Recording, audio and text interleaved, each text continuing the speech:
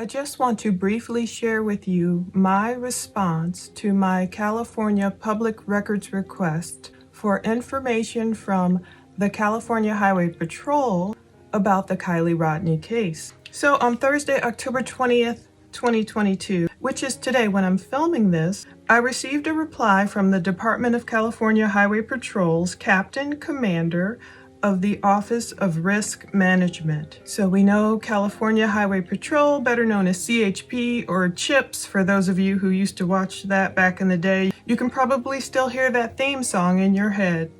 The reply said, the California Highway Patrol received your records request on October 17th, 2022 for records related to an incident involving Kiely Rodni. The Public Records Unit, PRU, has determined the department possesses records responsive to your request.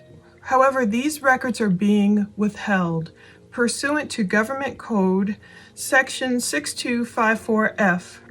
I researched this code a bit more, and according to the link below, you'll see from Best, and Krieger, attorneys at law, generally material otherwise disclosable under Section 6254F may still be withheld under the investigatory privilege if disclosure of that material would endanger the safety of a witness or other person involved in an investigation or endanger the successful completion of the investigation or a related investigation.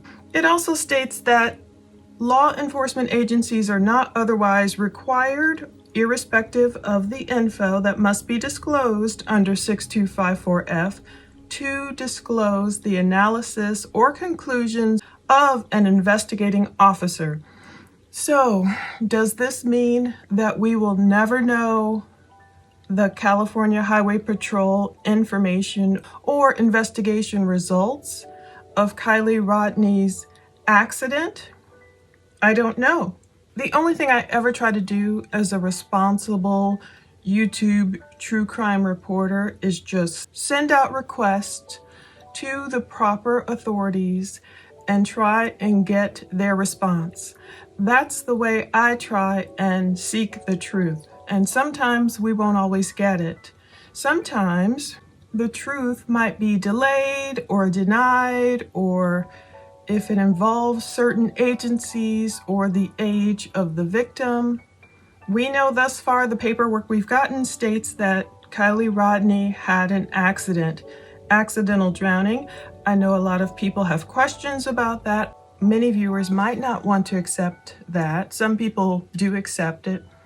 We can only go by what truth we can find, what truth we can literally seek out. And that's what I'm attempting to do. So that's it for now. That's all I can do with CHP, and we'll see what the FBI comes back with after the point of me attempting to get all information I possibly can from the correct authorities, getting everything I can. That's it. That's all I can do. It's out of my hands. And isn't it always in God's hands anyway? I was warned that the CHP might only give information to certain parties. So I did check the box. I'm an interested party because I'm media. And so is that good enough?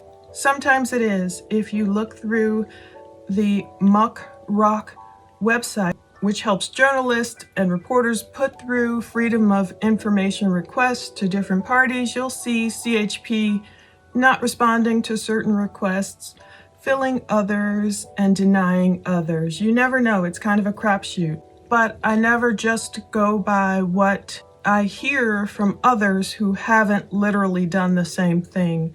I've only found a handful of other YouTubers who literally will go through and submit the same requests officially. I don't like to go by just what I hear based on rumors. You know, if I were to listen to people who told me I'd never get Nicole Kessinger's interview from August 16th, the video, well, that wasn't God's final answer. His final answer was, yeah, the video can be released. So you never know, you have to always try. But in this instance, I put through all the requests I can, and maybe we will one day find out a bit more about the electronic data recorder.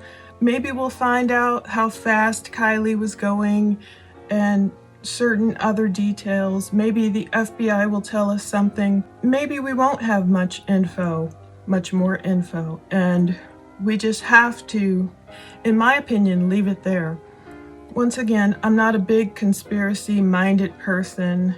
Of course, I'm not a person who always says everything we're being told is the truth, but in this instance, it could very well be just a simple single-car accident being driven by a girl who was not in a clear enough state to drive, and maybe it isn't this big conspiracy of agencies getting together to try and mislead us. I think the problem happens when we are told, please help find this missing 16-year-old girl, and we hear all these other theories about potential abduction and all these weird people at the party and all these strange substances, and time went on before she was found. I think that gives people's minds time to fill in all the details with all these possible scenarios.